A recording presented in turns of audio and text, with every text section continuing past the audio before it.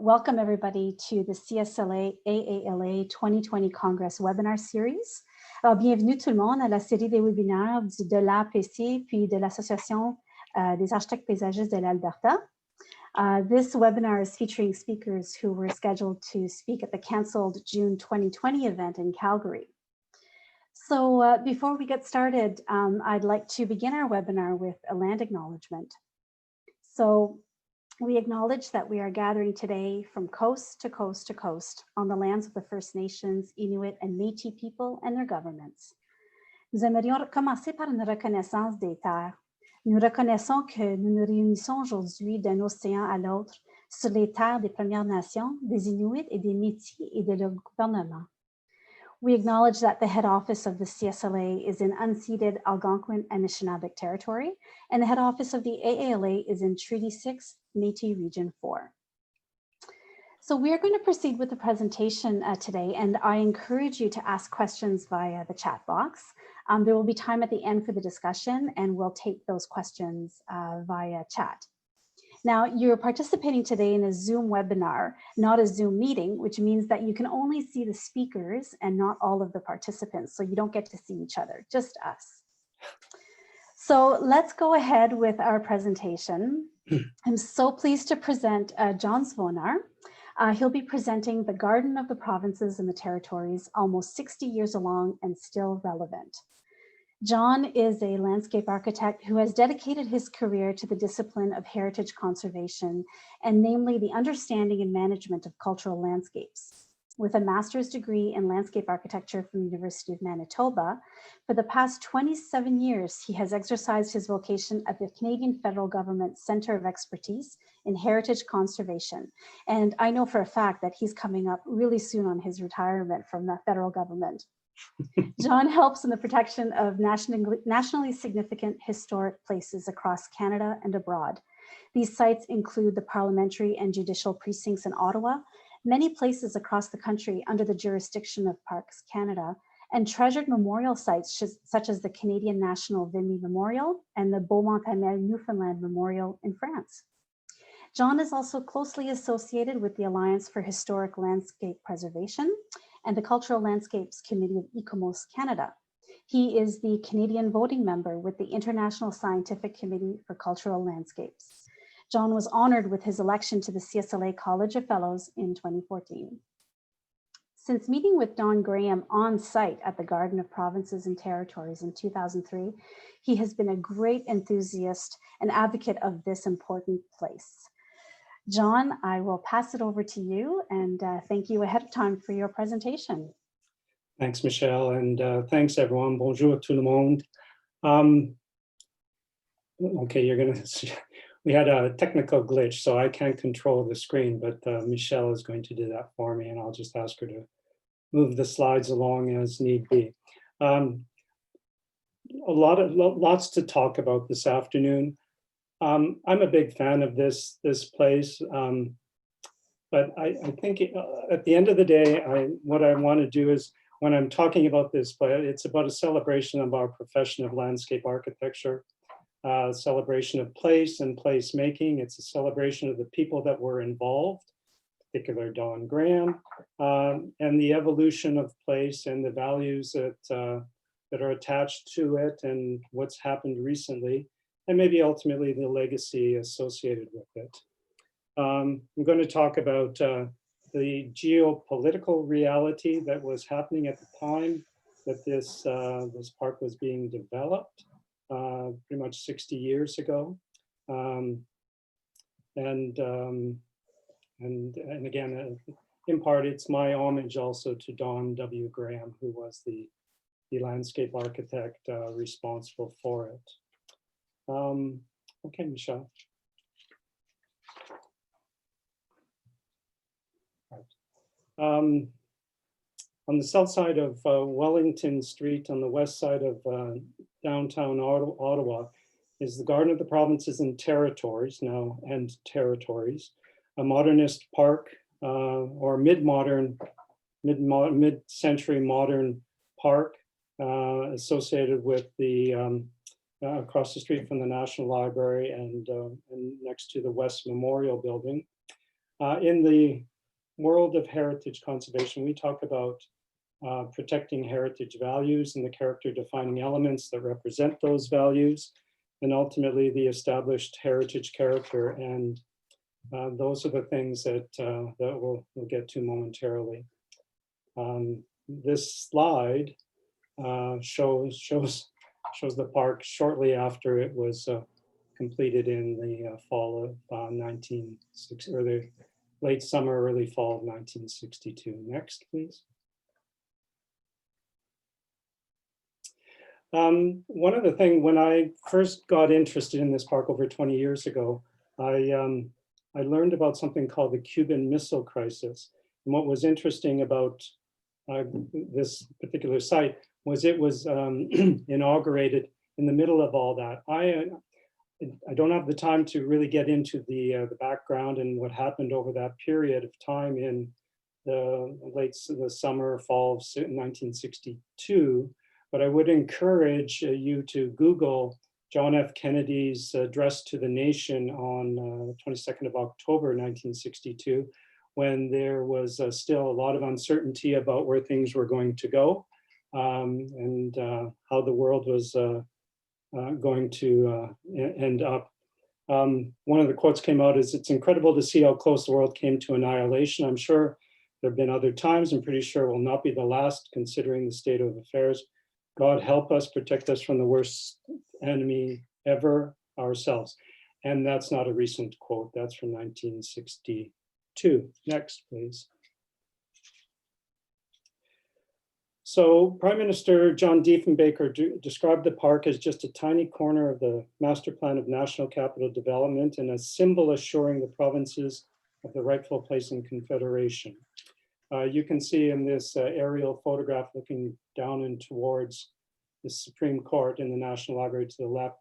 Right at the bottom of the screen is where the Garden of Provinces and Territories sits. Next.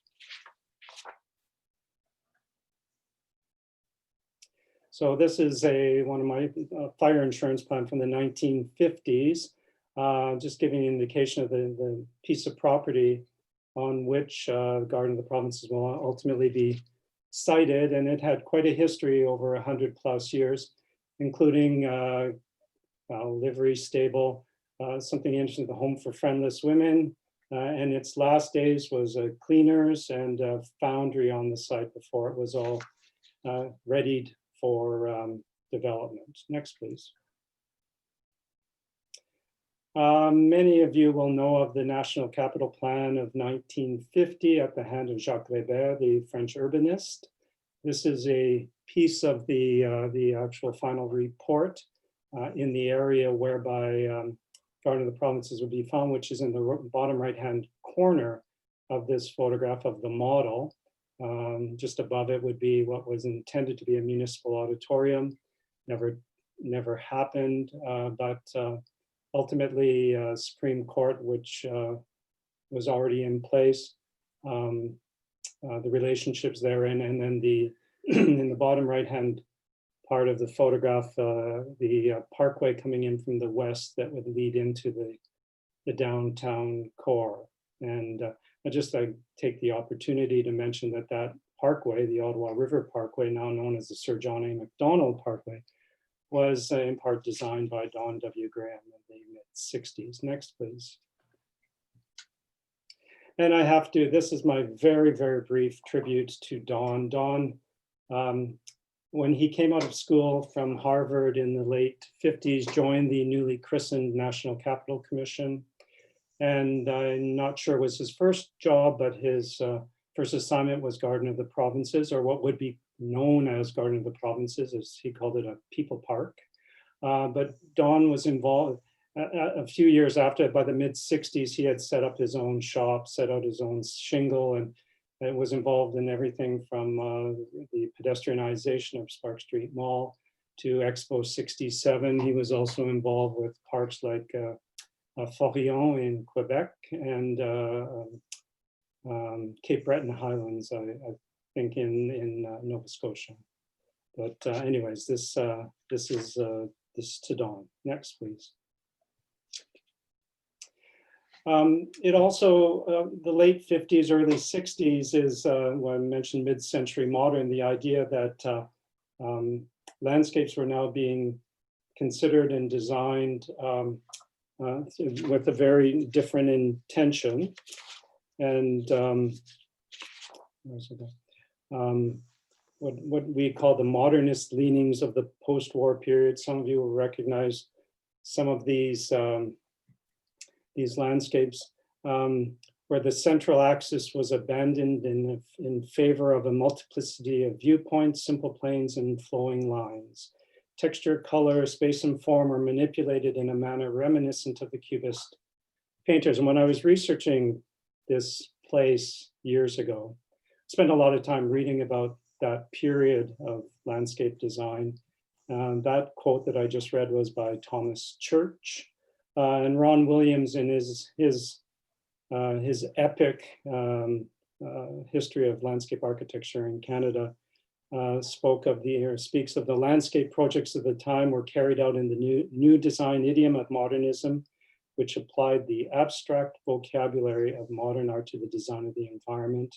And some of the key trademarks of that: simplicity and minimalism in design, use of modern materials and technology, focus on function and efficiency, rejection of elaborate horticulture, and serving all of society, i.e. a social importance. And in this vein, and in this kind of mindset, the Garden of the Provinces was laid out to be approached, viewed, and appreciated from a number of different angles and upper and lower vantage points. Next, please. So I love this photo. I just found this last year, and just things you come across. Right in the sort of center bottom of the screen is the site. That is, this is before 1960. These would be the last buildings that would have occupied the site. And then just above it to the left, you see the war temp buildings from the Second World War that were still around until that point, but were eventually removed. And then just above or to the east of the site of the Garden of the Provinces is what would be, the future West Memorial Building, the Trade and Commerce Building at the time. And it's extremely important because of the very strong contextual nature of this park, and then the two churches off to the right of the screen. Next, please. So this is Don Graham's sketch or drawing of what the Garden of the Provinces would look like, with St. Peter's Lutheran Church just to the south at the top of the screen, and Christchurch Cathedral to the right-hand side of the screen. And as Don said to me when we met on the site in spring of 2004, is that we wanted to achieve a counterpoint to all the activity going on in Confederation Square, and that a walk along Spark Street ends up at the Garden of the Provinces. So it would be sort of the bookends of Spark Street. Next, please. So this is the Tabula Rasa aerial photo. You can see now on the right-hand side, the site has been cleared. So this is, I think, an aerial photo from 1960, and the preparation for the terraces underway. In the top right-hand corner is the drawing, the plan drawing of the site, the layout drawing of the site, and that work was done by an architecture firm out of Winnipeg called Green Blankstein Russell, for you Winnipeggers. Next, please. And then some photos from the summer of 1962, showing the workmen and the work going on there in preparation for the opening in September of that year. And I'll come back to it, but on the left-hand side is the aluminum stainless steel tree, symbolic tree representing the forests of Canada by Norman Slater out of Montreal. And then a real tree, a European linden, being set in place or in place with the workmen and putting down the limestone planters and ground plane. Next, please. And this is what it looked like on the occasion of the unveiling or inauguration on 25th of September 1962, again within the context of the Cuban Missile Crisis, where, and you can see in the maybe the upper right corner, people gathering, and this photo is taken from the West Memorial Building. Prime Minister Diefenbaker, who presided over the opening, called it just a tiny corner of the Greber Master Plan of National Capital Development, and a symbol assuring the provinces of their rightful place in Confederation. It's a lovely, I love this photo. The whole series of black and white photos of this time are just terrific. And I would just say in terms of the layout and the materials and the organization still intact today, although the trees are much larger. Next, please. And there's Mr. Diefenbaker, and you have the head of the NCC and Public Works standing in front of the fountain, that one of the two fountains. I already noted the what the mayor of the day, Charlotte Whitten, called the tin can tree, the sculpture representing the forests of Canada. This sculpture, which is near and dear to my heart because it represents or symbolic of the Great Lakes, and the largest of the basins was representing Lake Superior, the lake on which I grew up. But Diefenbaker was pleased to be present in these days of stern reality, and again, because it was the Cuban Missile Crisis, to open a garden, since gardens are the essence of peace, tranquility, and harmony. And isn't that all just so Canadian? Next, please. And of course, I made reference, Nikita Khrushchev, Fidel Castro, and John F. Kennedy, and that the unholy alliance or group that was sort of, let's say, fighting against each other or sort of trying to win the day. I threw in this piece of Deep the Chief. There is a play that was happening in Ottawa over the last few summers, or when we were still able to do that, that recounts the story, and it's really quite dramatic. But again, anyone interested in that, I would follow up with sort of video clips from the day. It's really quite eye-opening. Next. So I call this photo Good Urban Manners. And you see the park in place there in the middle of the screen. In the center of the photograph is the National Archives and Public Library, designed by Mathers and Haldenby out of Toronto. And I say that because typical of government, sometimes it takes a long time to get things done. The building shown there was actually designed in the mid-50s, but it wasn't actually begun until 1963, a full year after the Garden of the Provinces and Territories was complete. And the interesting story that Don Graham told me was that we knew that building was coming. The war tent buildings were there at the time. We knew that building was coming, so everything that we did, whether it was materials or alignments, including the alignment with the West Memorial Building to its immediate east, were all taken into consideration. That's why I think this park is really quite important in terms of its context. It can't be anywhere else. Yeah, next, please. So this was a postcard from 1965. So a few years down the road, trees are starting to grow. And again, if you were to visit the site, you would see pretty much the same thing with some additions, which I'll get to. I think this is a good opportunity to talk about the fact that there were no comprehensive set of provincial and territorial flags across the country. That when this park was inaugurated in September '62, what they used instead, and you can see most of the flags will probably be familiar because ultimately they were the respective shields of the provinces. And I'll just say in terms of organization, on the right-hand side were the first 4 provinces to enter Confederation: Ontario, Quebec, Nova Scotia, and New Brunswick. And then so on and so forth. And then I guess today we have Nunavut, which joined Confederation or was, came into being in 1999. But it is said that the Garden of the Provinces, or the development of this site in Ottawa, spurred on the respective provinces and territories to actually determine their own flags that we all know and love today, for the most part. And that was all in place apparently by 1969. So just a side anecdote. Next, please. So just in terms of you know, the world of heritage conservation, talking about character defining elements, you see the Indiana limestone, and they used Stansted granite. And you can see what's now the West Memorial Building in the far distance on the right-hand side. Again, when I had the opportunity 17 years ago now to stand on the site with Don, and how many opportunities does one get to do that? And when he talked about the direct connection between the materials with the buildings nearby, again, the importance of this site is still intact. And you can see the Bosque approach. This is part of the Harvard School. And of course, Don had come out of that school.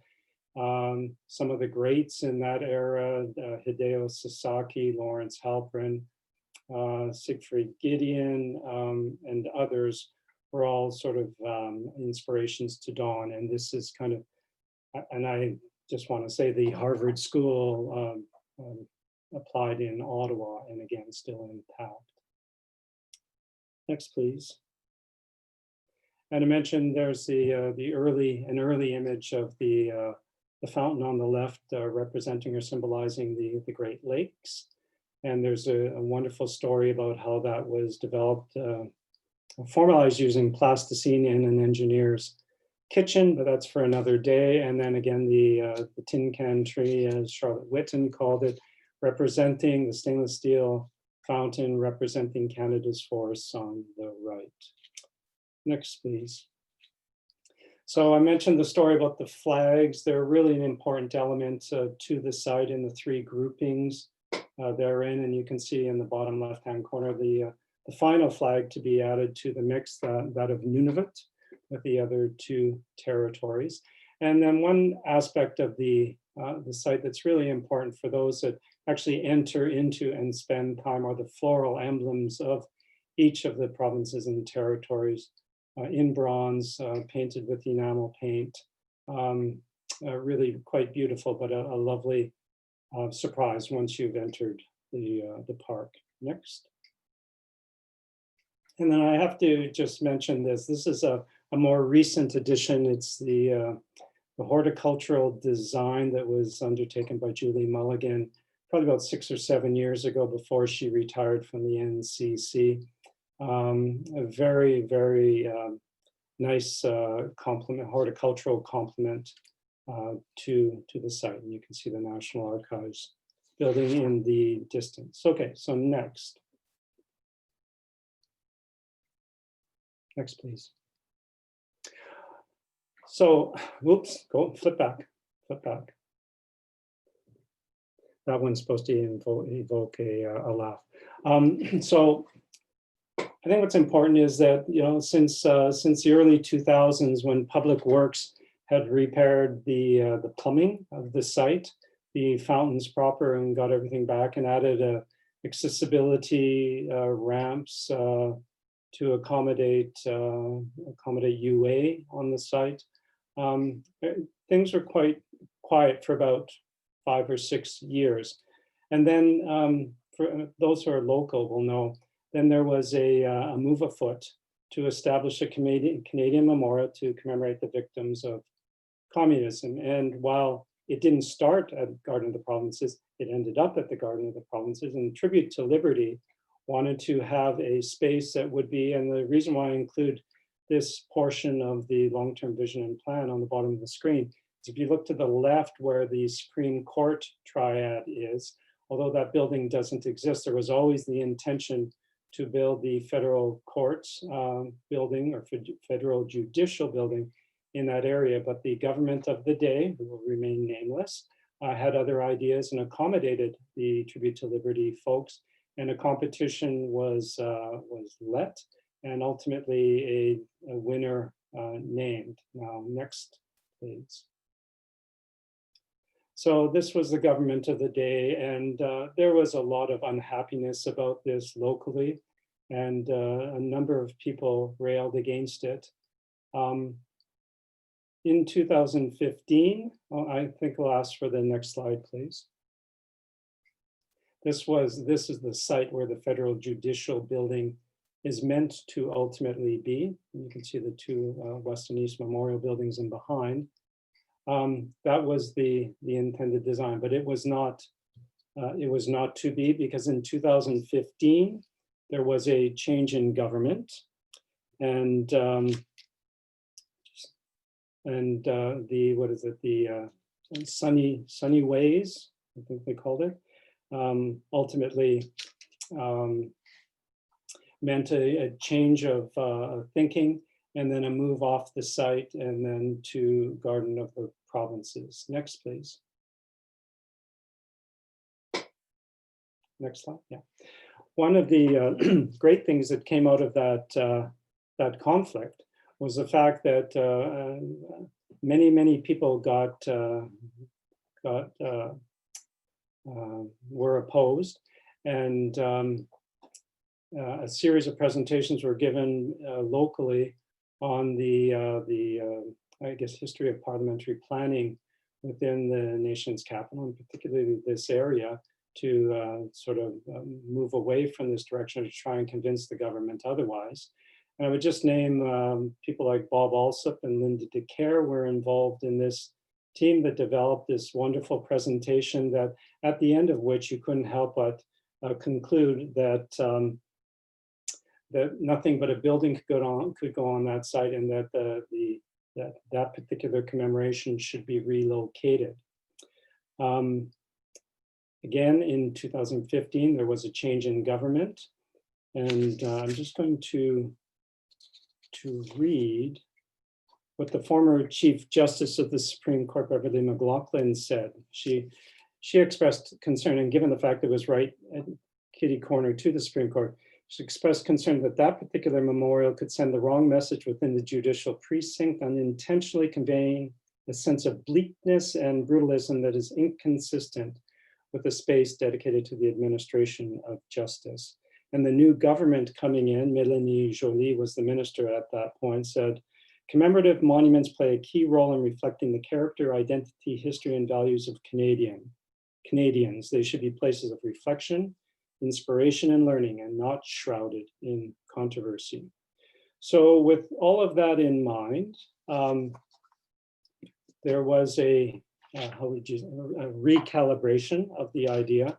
And then working with the National Capital Commission, the memorial site was shifted down the street and onto, but not directly adjacent to, the hard landscape of the Garden of the Provinces and Territories. Next slide, please. So there was a competition for this, and the winning team was the Paul Raff Studio, and their theme was Arc of Memory. You can see it in front of you. It's currently under construction. And because we're landscape architects, I have to mention landscape architects Brett Hornort and Luke Karras were or are involved. I've not met them, but the important thing is that this winning submission is set aside far enough away from the main terrace, the hard terrace of the Garden of the Provinces, so not to overwhelm or to diminish that original work. And it's important in terms of the context. So this memorial will recognize Canada's role as a place of refuge for people fleeing injustice and persecution, and honor the millions oppressed by communist regimes, will serve as a public reminder of the victims of communism, and will bring the suffering of these victims into the public's consciousness. And I think most importantly, what keeps coming when I read about this is the celebration of Canada as a land of refuge. And I think we all feel that and think about that. What's interesting about this, next slide, please. There are over 4,000 bronze rods arranged along 365 slender posts, each one pointing at a unique angle of the sun for every hour of every day across a year.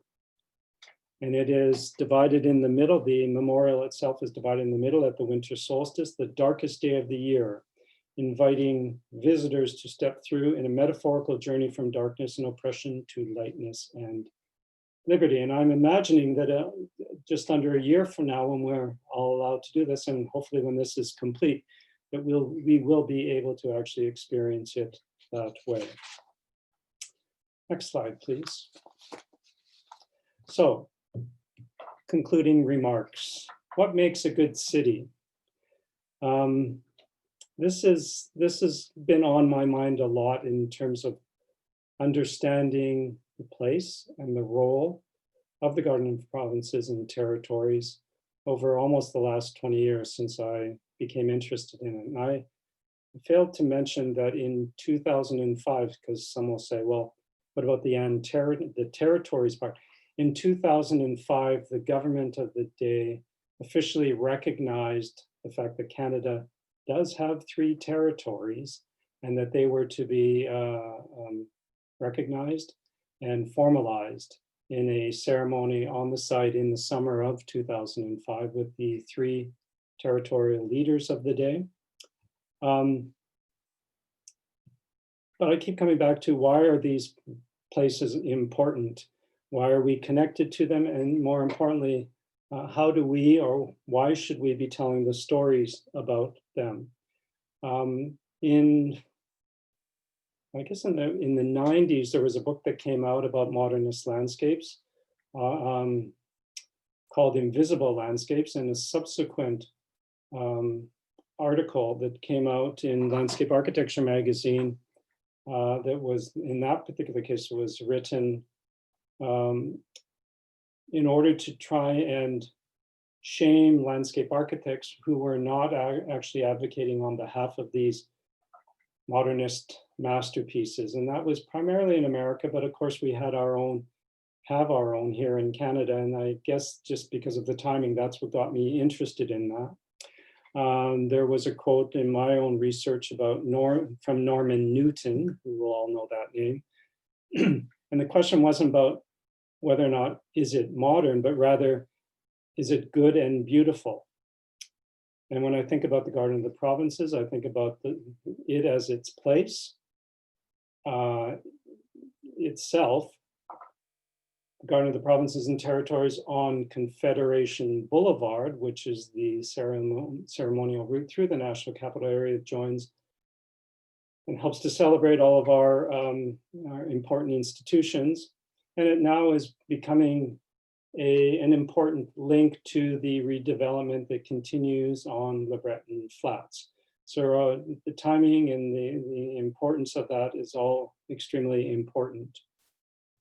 I was going to say, beyond what was happening in September and October 1962, and just to sort of bring some closure to the Cuban Missile Crisis, within a week of that address by President Kennedy on the 22nd of October 62, the whole thing had come to a conclusion.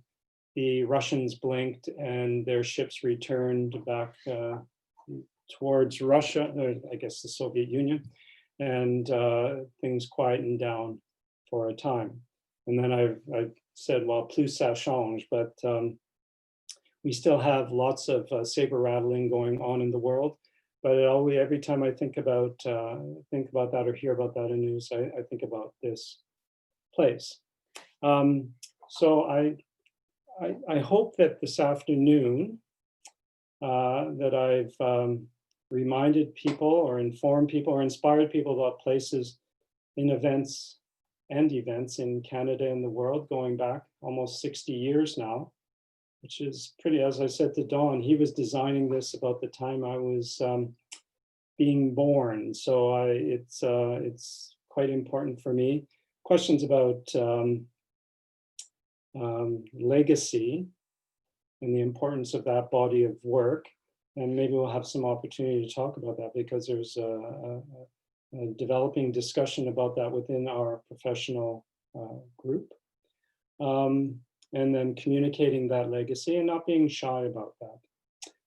Next slide, please. And there's Dawn. That's April 2004.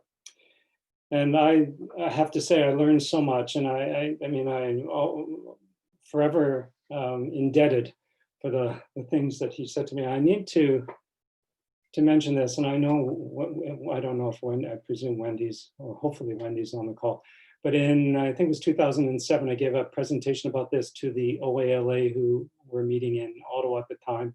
And when I walked into the room to give the presentation about the Garden of the Provinces and Territories, who did I see sitting in the front row but, well, not just Wendy, but her dad, Don.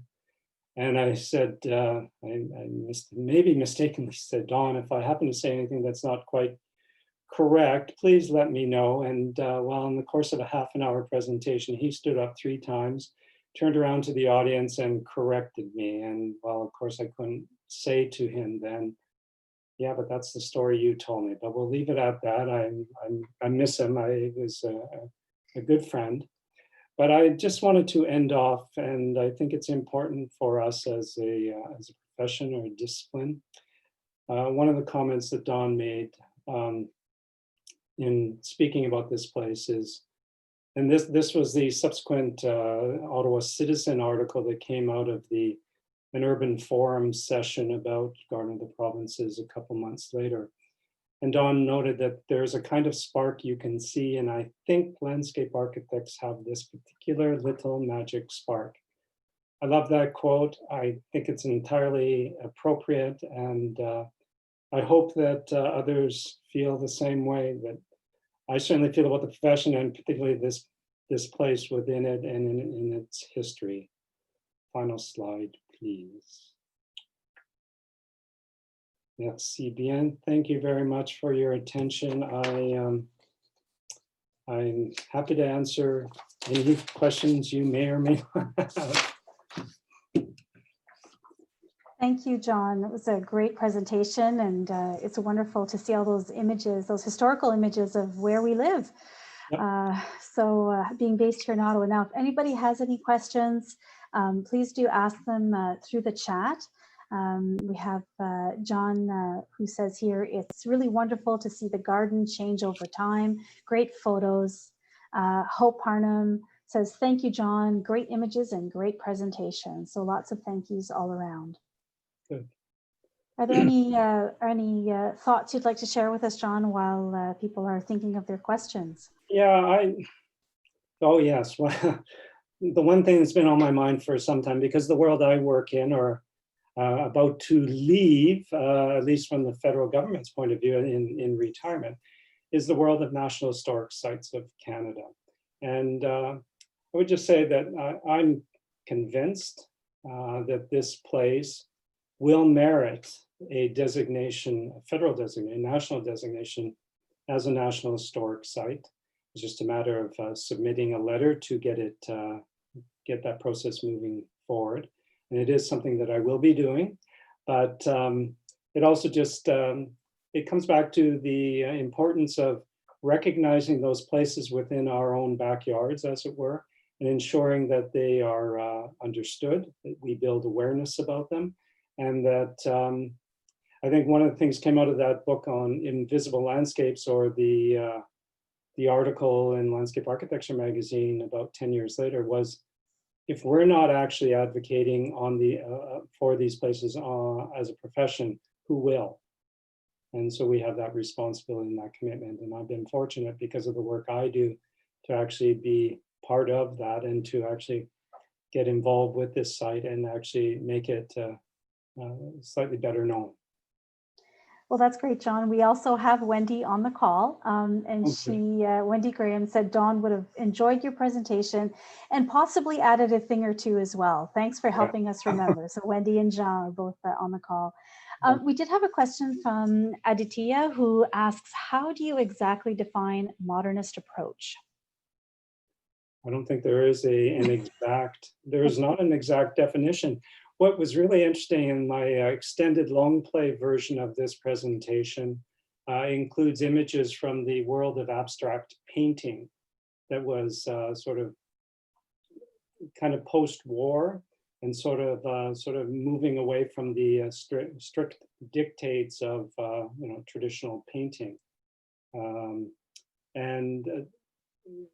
is no one definition, but ultimately lots of flexibility. It was sort of breaking down some of the barriers and allowing greater reign or freedom for the profession. And of course, as we know, it was only after the war and sort of increased in schools of landscape architecture across the continent, and then ultimately into the 60s in Canada, that the profession continued to grow. And so then over time, people brought their own.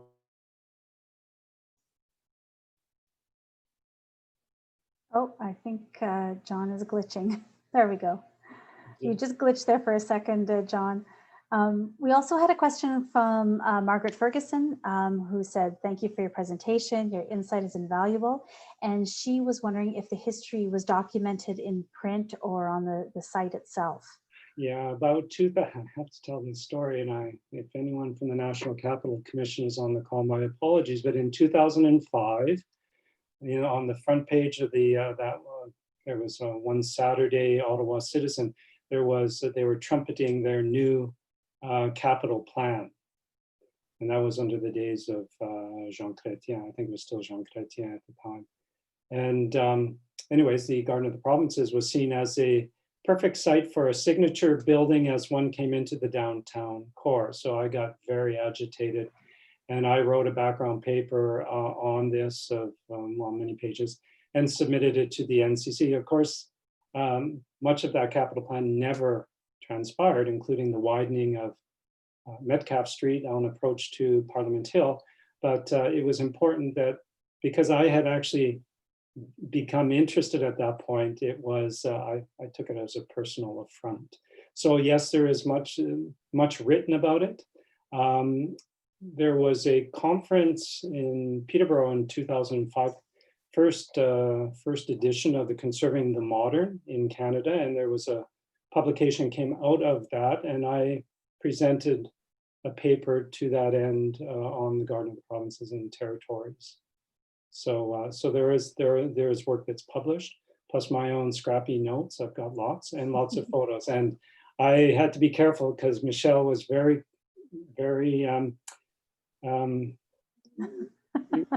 well, she was clear about my 30 minutes to present, and there's just so many lovely photographs of this place, so I hope I got the right ones. Thanks. All right, I'll be the CSLA Dragon Lady. So, well, we do have another question from Peter Soland, who asks, could you speak to the notion of modernism and monumentality in landscape architecture? Modernism and monumentality. Oh, well, Peter, how long do you have? I think, well, modernism is where we are now. I mean, it is, when we can talk about contemporary times, and, so the great evolution over 30 or 40 or 50 years in terms of the profession and how societies, how cities, how communities set about to commemorate their places. I think monumentalism, boy, if we go down the street, there's when I hear that, I think of the monument, the commemoration of the Holocaust Memorial, very, very strong within the urban scape. That's a hard question. I get monumentalism. I always just think of being quite large and dramatic.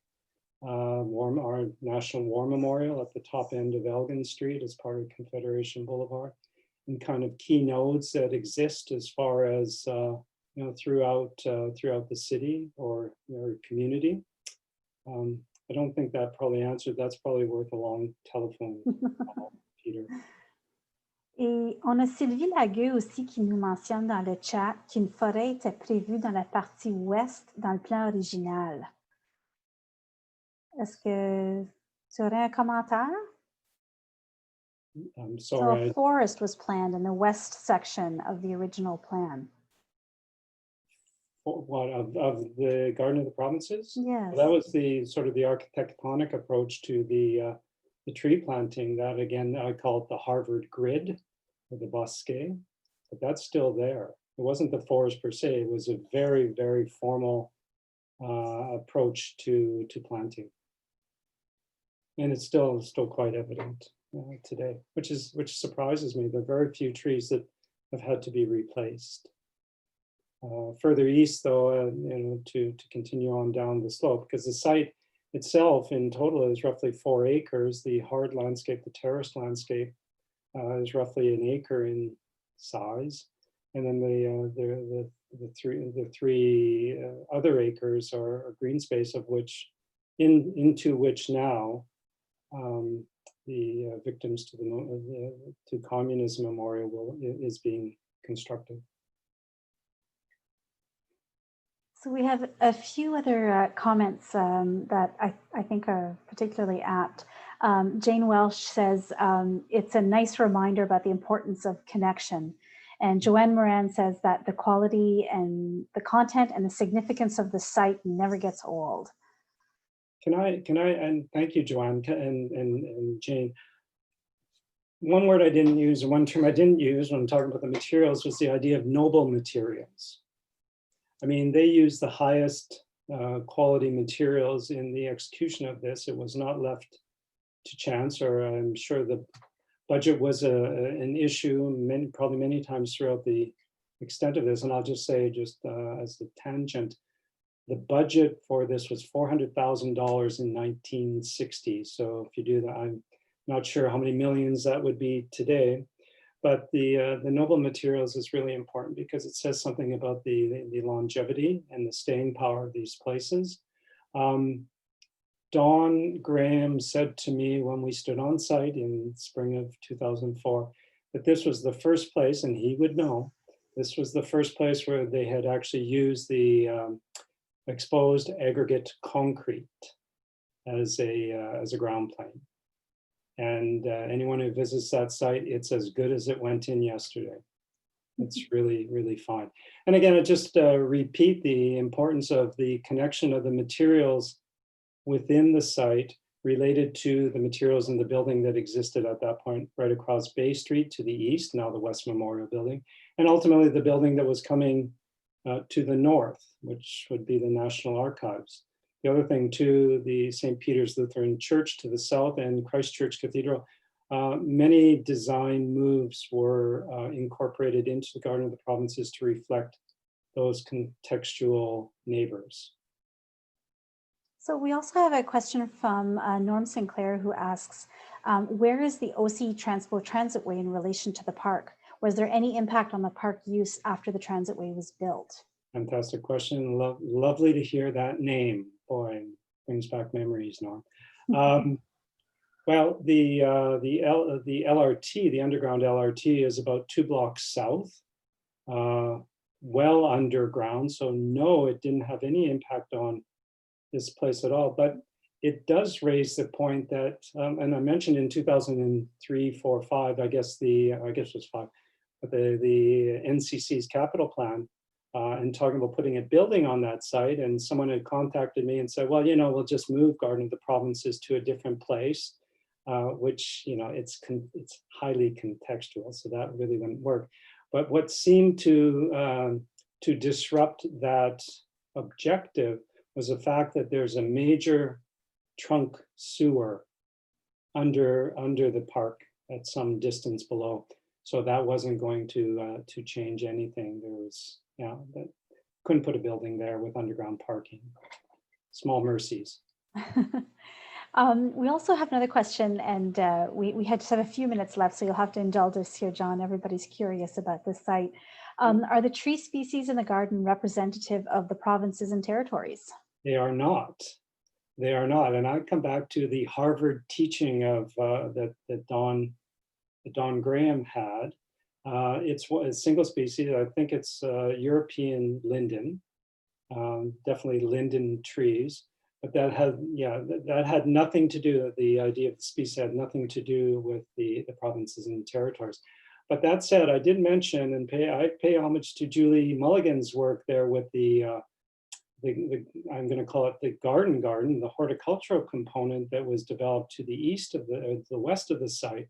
And there is a very strong, I guess, focus on species from across the country and trying to introduce and incorporate them into that those planting beds. And it took a while took a few years for it to mature, but it's really beautiful, not only in the spring and summer, but certainly in the fall. But no, the trees had nothing to do with that. If it were me, and I'd say, well, is there a single tree across the provinces and territories that you could use here that would be representative? I don't know. Maybe it's a type of spruce or a larch. I don't know. But we have 2 more questions, John, if you have the energy for it. The first is from Carolyn Woodland, who asks, is the site programmed so that visitors to Ottawa are drawn to the park and understand the importance of the original site's purpose? God, you wish there were, and there isn't. But this is a long-standing annoyance for me, Carolyn. One of the things I've said, when I was first researching this 15, 18 years ago, the people that knew that site best were the people that actually did research or worked at the National Archives building. They were the ones that went and had lunch there, who spent time there.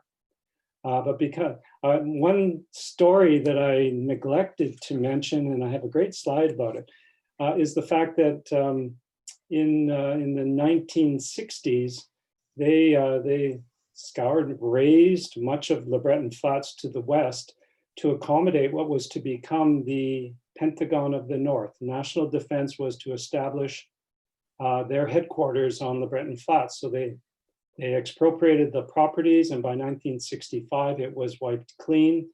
And of course, as we all know, it remained wiped clean for probably 35, almost 40 years until the Canadian War Museum was constructed there, and then subsequent development.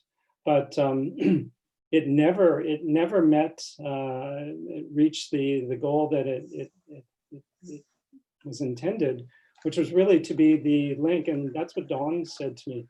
And that's where I first heard the term Pentagon of the North. It was to be the link between the downtown core and what was being developed west of the downtown, that is LeBreton Flats. So that's an interesting story. Again, I won't say typical of government, but you know, they ended up developing National Defense headquarters along the Rideau Canal. But as far as promoting it, no, there's no plaque, there's no interpretation to speak of until you get within the site, and then there's the discussion about the floral emblems and such. But in terms of the overarching considerations, none. But I've said right from the start, I think what we need is just a single coffee vendor in one of the corners to be there, and it will just draw people in. And the other thing too is, since I got involved almost 20 years ago, or interested 20 years, condos are going up in the neighborhood, and so there's going to be much more foot traffic, and I think more importance played on just the open space. It's not necessarily, there is green space, but the hard landscape is really, really key. And I don't want to say the lungs of the city. It's not a Central Park size addition to the downtown or the west end of downtown, but still an important piece. Thanks, John. And we have one question, which I think is great, a great question to end the panel on the webinar. Todd Smith asks, in your career, how have you handled folks who do not value cultural landscapes and see them as undeveloped or temporary? Well, it depends on the cultural landscape, because cultural landscape, that's a pretty broad range, Todd. I think, really what it comes down to, I think it's time and energy, and what you do in your day job and what you do, you know, from an extracurricular point of view. But ultimately, if you have I've been fortunate because I got wind of this place. I got to meet the guy who actually designed it. I got to talk to him about it and spend time, you know, thinking about it and adding to the story over time and seeing it evolve, even in the last 20 years. So I made the effort to actually try and build an awareness. And I think, to answer the question, we all have a responsibility, again, time, energy being what they are, to actually help build awareness, because without that understanding, and maybe it doesn't get into the paper like this place did, but you know, I think that's what we have a commitment to do. And you know, I mean, we've had a number of things going on here in Ottawa that have really, if I don't want to say it's not necessarily the professional community, but has got the local community, the local citizenry out. And I think it says a lot about where we are and what people are really interested in. It's the old, you know, if you don't fight for it, you're going to lose it. And then I would just say too, in the last 10 months, of course, I think we all have developed this appreciation for places that, well, at least those of us in Ontario are being told we can't necessarily visit these places unless it's essential, exercise, what have you. And I think that's, you know, it's given us time to reflect and the opportunity to actually think about, well, when we're out of all this, what are we going to do, either singly or as a collective? Great question. Thank you very much, John, for a really engaging presentation. There's a few other questions in the list that I'll email to you. Maybe we can reach out directly to people, as some of them are quite specific. I'd like to thank everybody for joining us today, and in such great number. We don't get to see each other in person, but in a way we're able to reach out through these webinars to a larger group. So it's great that so many of you came in such great numbers. I invite you to join us for the next event in the series. It's on February 11th, when Virginia Burt and Sue Sears will present a webinar called Creating Moments in Time, Adding Meaning and Depth to Everyday Practice. So again, thank you for joining us. We really appreciate it. And if you have any questions, do submit them, and I'll make sure to send them all to John for a response. Thank you. Thank you. And thanks, Michelle, for moving the slides along. My pleasure. We'll catch up soon. Take care, everybody. Bye. Merci beaucoup tout le monde.